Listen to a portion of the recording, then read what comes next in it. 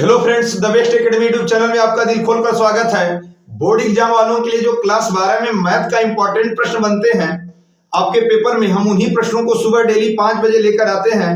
और ये प्रश्न इतना महत्वपूर्ण होते हैं कि जो आपके मैथ का पेपर में सीधे ये सब प्रश्न देखने को मिलेगा।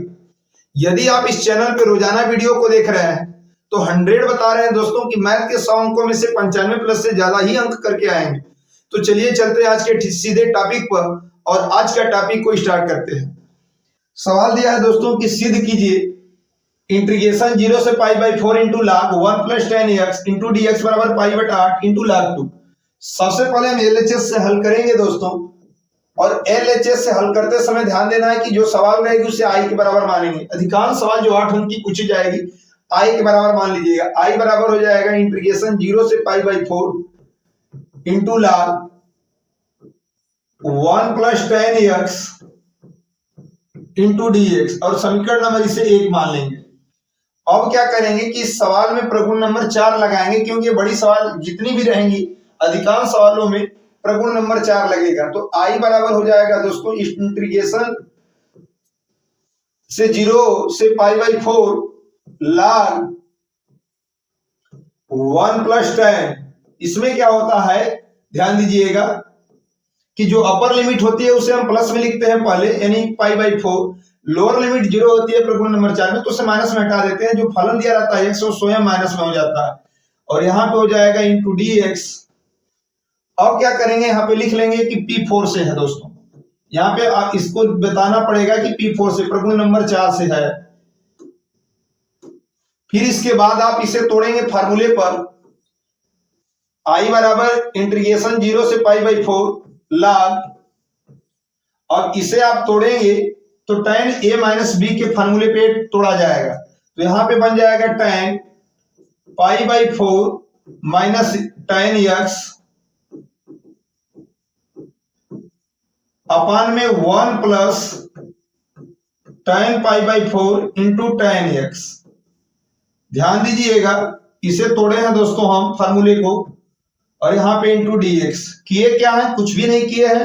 tan a माइनस बी का फार्मूला होता है tan a minus tan b upon 1 plus tan into tan x। अब देखिएगा आई इक्वल टू इंटीग्रेशन 0 से पाई बाई 4 log, जब इसे आप tan पाई बाई 4 की वैल्यू 1 होती है उसे आप पुट करेंगे, तो यहाँ पे tan पाई बाई 4 की वैल्यू 1 माइनस tan x बटे में 1 प्लस tan पाई बाई 4 की वैल्यू 1 इंटू tan x, और यहां पे हो जाएगा इंटू dx। अब ध्यान दीजिएगा, इसमें tan 45 अंश का मान 1 रखे हैं तो ये दोनों खत्म हो गया है। आई बराबर इंटीग्रेशन 0 से pi by 4 into log, LCM लेंगे यहाँ पे दोस्तों, तो एलसीएम आपका हो जाएगा 1 प्लस tan x, यहाँ 1 प्लस यहाँ क्रॉस मल्टीप्लाई होगा तो 1 प्लस tan x प्लस यहां से कट जाएगा तो 1 minus tan x into d x. देखिएगा कि ये कुछ भी नहीं है, केवल एलसीएम लिया है, तो 1 प्लस tan x यहाँ पे लिखे ही है। 1 प्लस tan x का 1 में मल्टीप्लाई होगा 1 प्लस tan x प्लस इससे कट जाएगा तो ऊपर वाला को केवल उतार लेंगे। अब हमें ध्यान देना है कि हमारा बच क्या रहा, आई बराबर, तो हम लोग का यहाँ पे ध्यान दीजिएगा दोस्तों, आई बराबर इंटीग्रेशन 0 से पाई बाई 4 इंटू log, अब जो कट रहा है उसे हम कटा लेंगे। ध्यान दीजिएगा tan x माइनस में tan x प्लस में कट जाएगा तो 1 1 बचेगा 2 अपान 1 plus tan x into d x.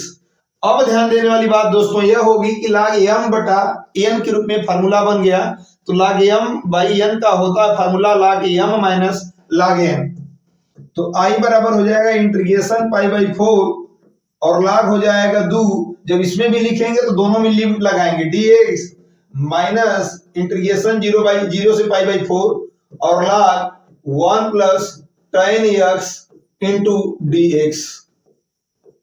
देखिएगा कैसे हो गया है, log m बाई n का फार्मूला होता है कि m बटा n हो तो log ऊपर भी लगेगा और log नीचे भी लगेगा, बीच में माइनस हो गया। फार्मूला याद रखिएगा दोस्तों, और ये समीकरण 1 के बराबर है आपका।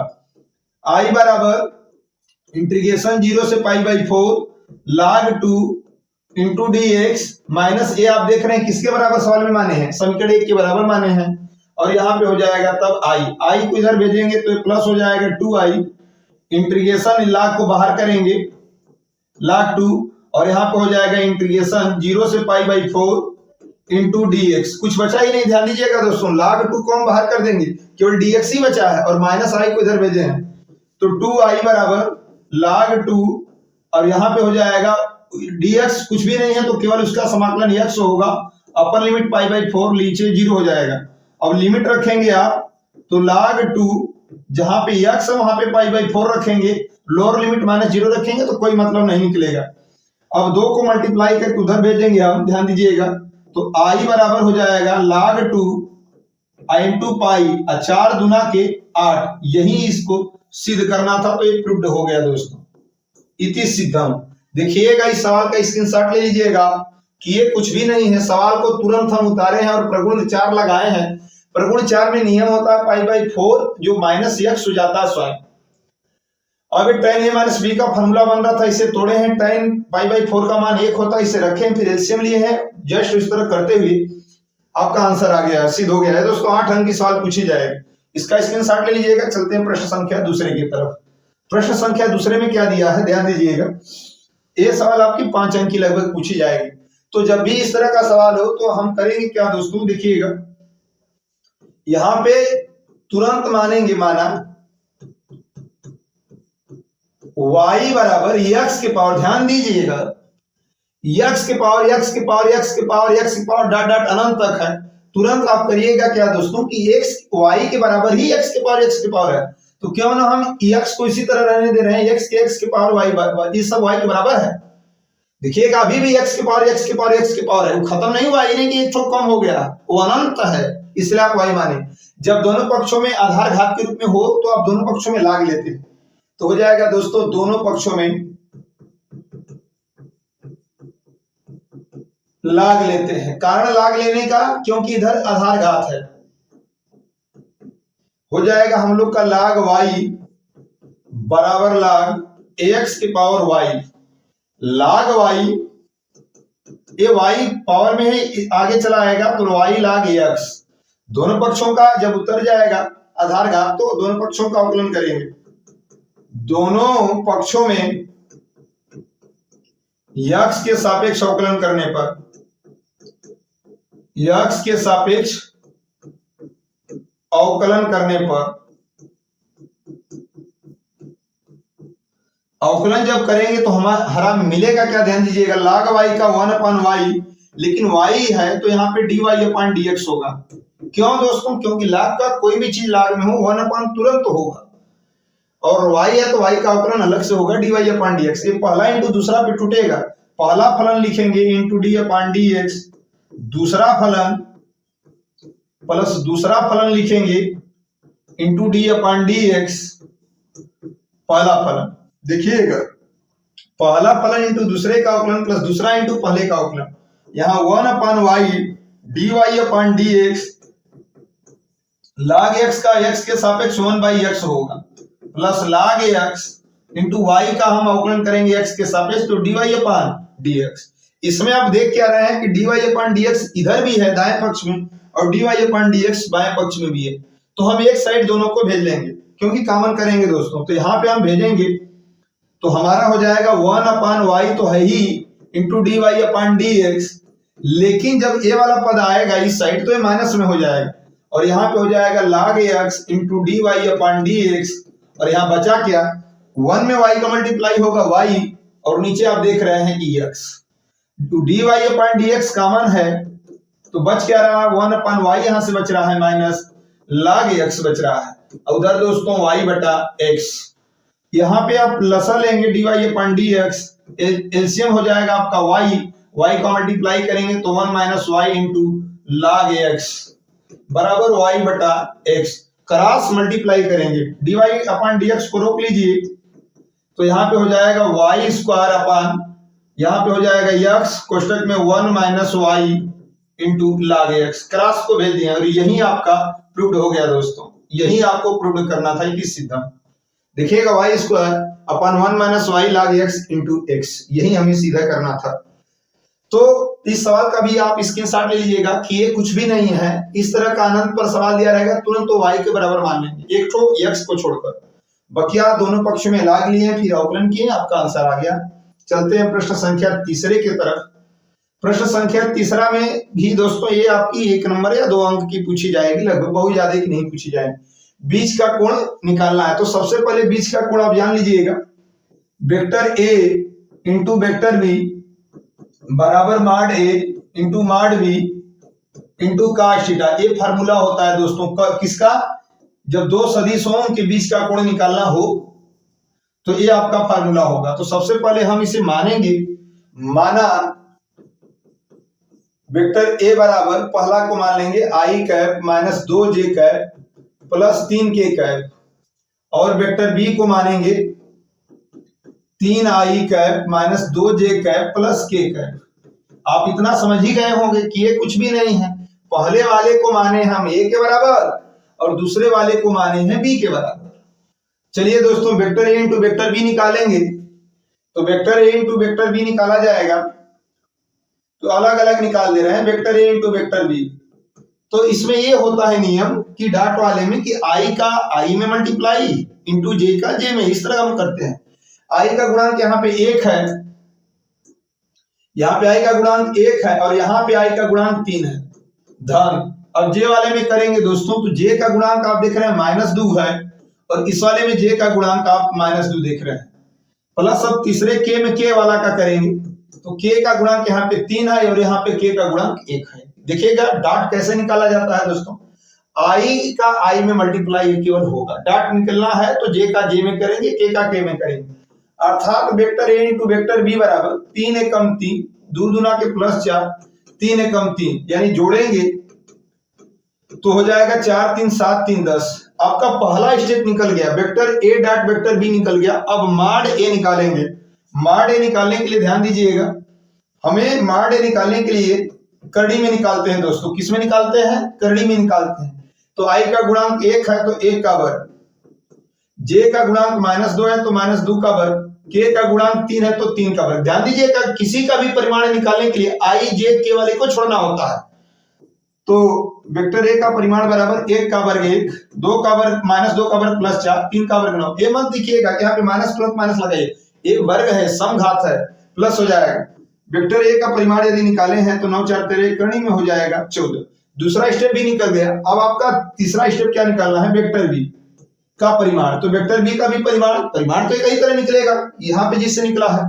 तो यहाँ पे जब हम निकालेंगे दोस्तों तो 3 का वर्ग, b वाले का निकालना है -2 का वर्ग और k का गुणांक 1 है तो 1 का वर्ग। वेक्टर b का परिमाण बराबर 3 का वर्ग हो जाएगा 9, -2 का वर्ग प्लस 4 प्लस 1, अर्थात करड़ी में 14, 9 4 13 1 14। सबका निकल गया, उसी में मान रखेंगे वेक्टर a और वेक्टर b के बीच का कोण की। Vector a into vector b का मान ध्यान दीजिएगा, वेक्टर a और वेक्टर b के बीच